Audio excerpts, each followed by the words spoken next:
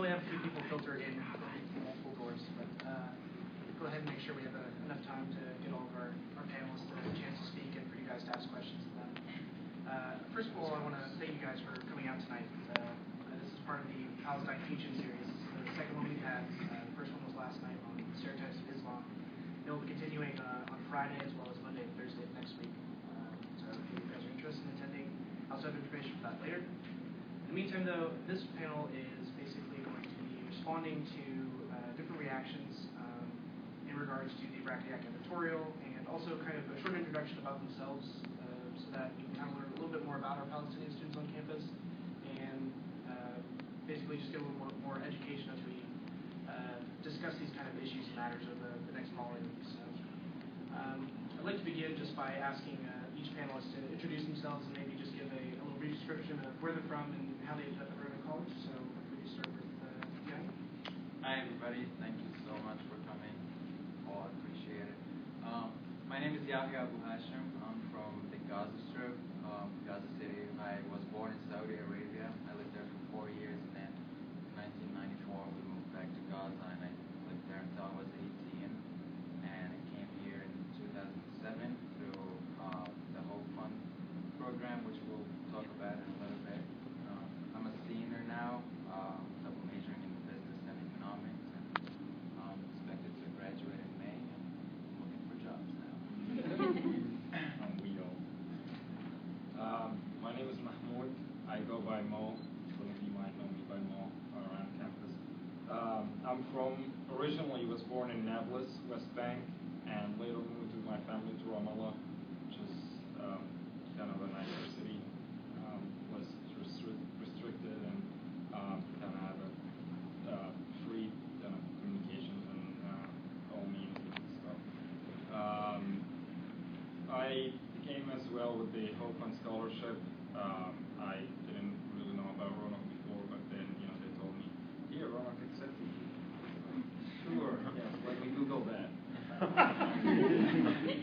It's fun. I'm a junior right now. I'll be looking for jobs and internships as well. That's pretty much about it.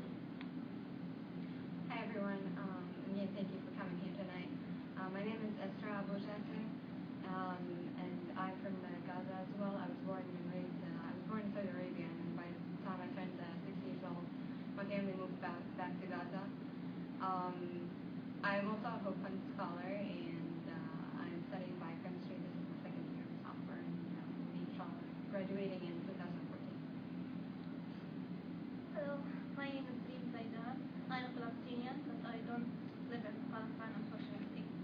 I live in Lebanon because, my grandfather was 10 years old when he was neglected from Palestine and moved to Lebanon, and now my whole family is there. So because I'm in an UNRWA school, which is a school that helps the Palestinian refugees, this is why the whole fund found an opportunity for me to apply as a whole fund student and come here, and I really appreciate that you're all here. Thank you. Hey Jake, I don't think any of those mics are working. Yeah, if we could do anything with that. Some of us are struggling with hearing these interesting voices. Or else we'll have to speak up really loud.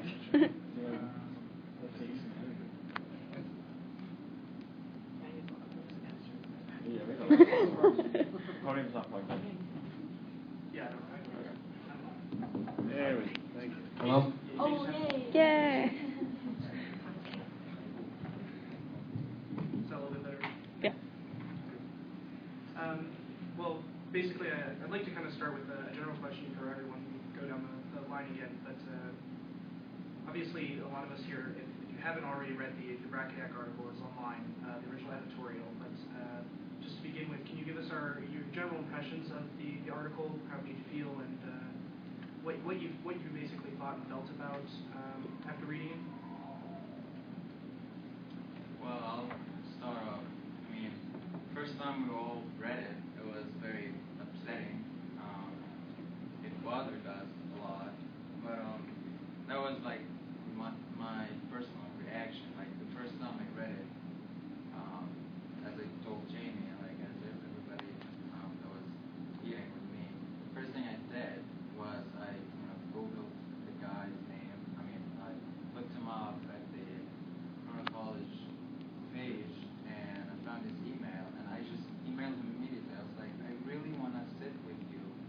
talk about this because, like, when you read it, like, the first thing that you know is that this guy is really, like, uninformed. Like, I don't, like, we all don't have anything against him or against, you know, the Republican club or anything. We just, that's why we're holding all these sessions and all these teachings, because, like, you can tell that, you know, every single argument, every single fact that he stated in the argument and in the article is wrong. Like, it's not based on the research, it's not based on anything. So that was my reaction. For me, I didn't really know about the article at first when it came out. Yahya actually wrote an email and he sent it to the college officials and, you know, looking for an action or reaction for this. And he CC'd the email for myself. And that's where I looked it up. I'm like, wow, this is actually like in the Roanoke College newspaper. So I read it, and my first thought was, you know, this is some crap. This is not truth stuff. So I decided to write a blog post and you know, telling all the facts and my counter argument. You know, taking each part of that editorial or each part of that letter and writing, you know, my counter argument and the fact relating to that, and saying, you know, if your problem is actually with the flag, you can talk to the U.S. government. That's, you know, officially the U.S. recognizes the PLO as a delegation general, and the U.S. anywhere in the U.S. you can fly the Palestinian flag with no problems. But if your problem now, you know, spreading a bad word, please don't. You know, we are not trying to start anything here, but please don't mislead people. Don't spread bad information about us.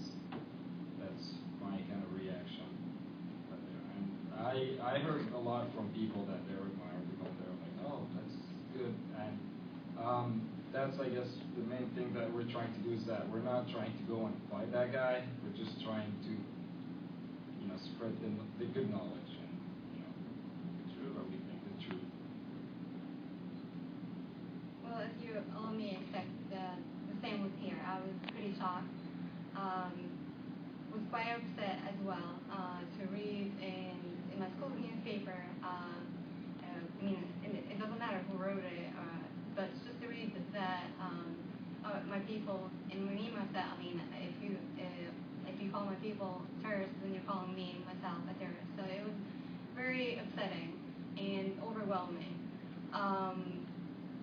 Like my friend said, I quote here Stephen Hawking saying, the greatest enemy to knowledge is not ignorance, it's the illusion of knowledge. And that's what I found in the article that was published in the Press Day Act. It was not just ignorance, but also it was illusion of knowledge. People thinking they know the facts, and the facts they know are actually myths, not facts. It only takes, I mean, a little bit of reading, a little bit of questions to ask to understand the truth and learn about it. Same here, actually. Maybe the most thing that upset me was the word terrorist in itself.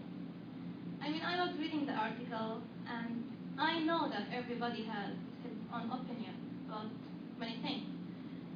But when my roommate and my friends came into my room and they said, my roommate especially said, oh, Reem, I'm so sorry.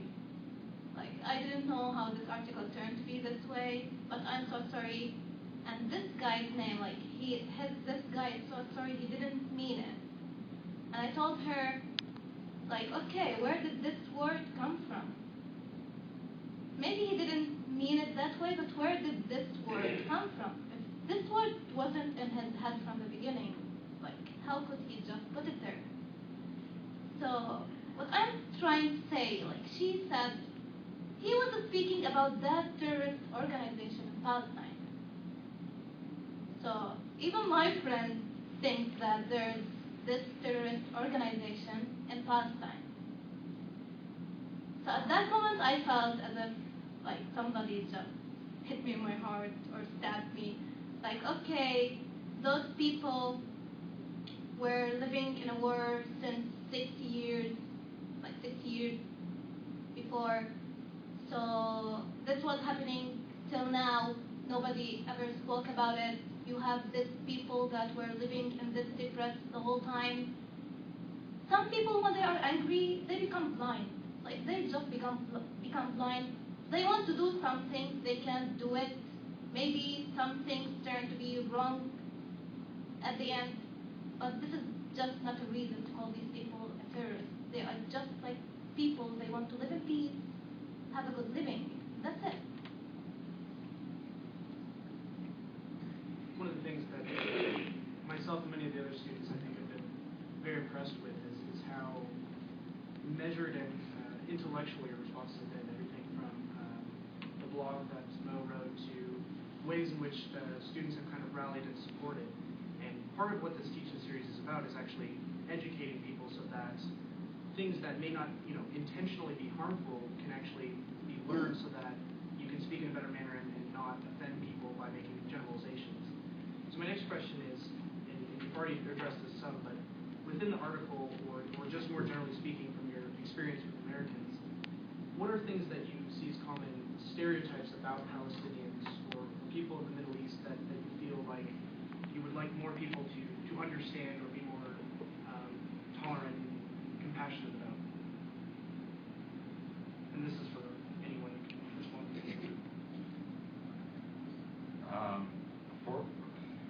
For me, I've been here, I went to Washington State. I did an exchange year there while I was in high school. And then I came to Roanoke College as part of the Hope Fund program. And what I saw from, as getting engaged in the American community, not just what I see on TV, just like I guess for most people here, almost everything they know is from the media and what they see on TV. But for me, I'm really glad to get the opportunity to actually live here and know more about the American people from actually living with it, not just what I hear from other people, because that's, most of the time, that's the main problem. And what I saw is that most people, they either don't really know anything about, Palestine or the Middle East or what's happening, or they have just this shallow idea of what's happening, and they kind of, either they misunderstood it, or they misinterpreted it, or that's what they received. And some of that appeared in the article. I'm not sure how, what was the main intention of it, but, that just appeared in the article.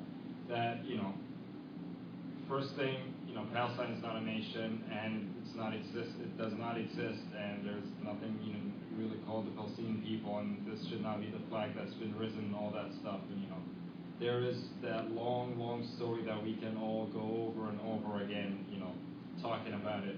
But we are people, we're right here. We came from that part of the world. It does exist. And, we live there, and now we're here. And that's our flag hanging. We recognize, and the U.S. recognizes the PLO, the Palestinian Liberation Organization, as the